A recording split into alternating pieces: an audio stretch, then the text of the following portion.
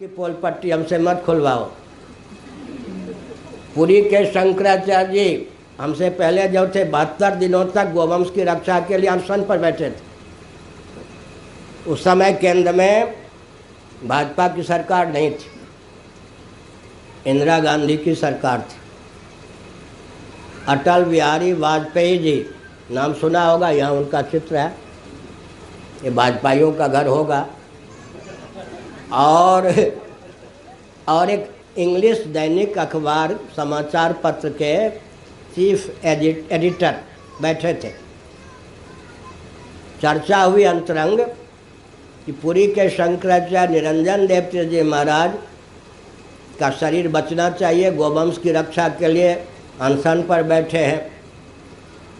वाजपेयी जी ने क्या कहा मालूम है?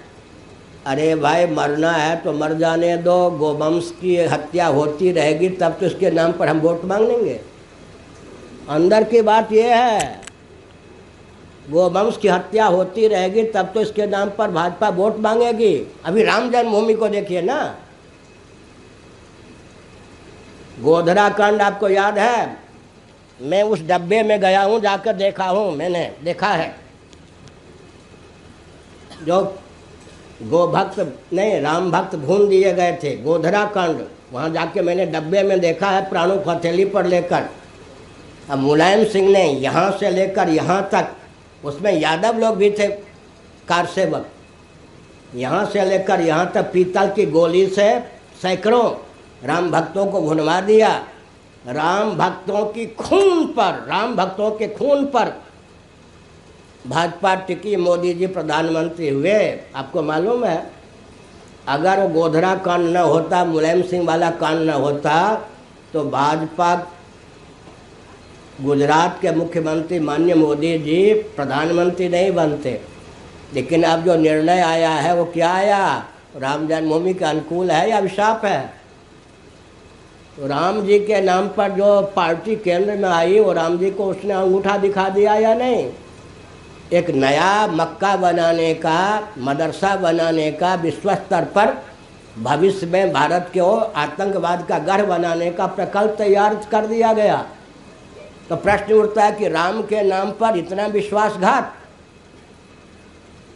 गाय के नाम पर इतना विश्वासघात।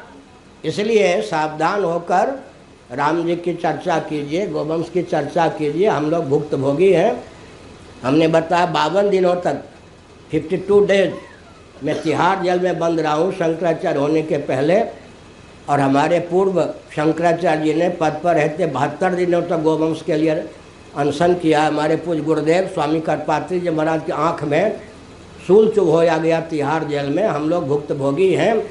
लेकिन प्रश्न उठता है, गोवंश की हत्या क्यों? हिंदुओं का कोई भी दल, अब शिवसेना से हम कल्पना कर सकते हैं कि गोवंश की रक्षा के लिए कुछ करेगी? समझ गए ना? कौन पार्टी किसके साथ कब हाथ मिला ले। इसलिए कोई सैद्धांतिक पक्ष नहीं है, तो बहुत संभल कर धीरता वीरता का परिचय देकर आगे बढ़ना है। नारायण।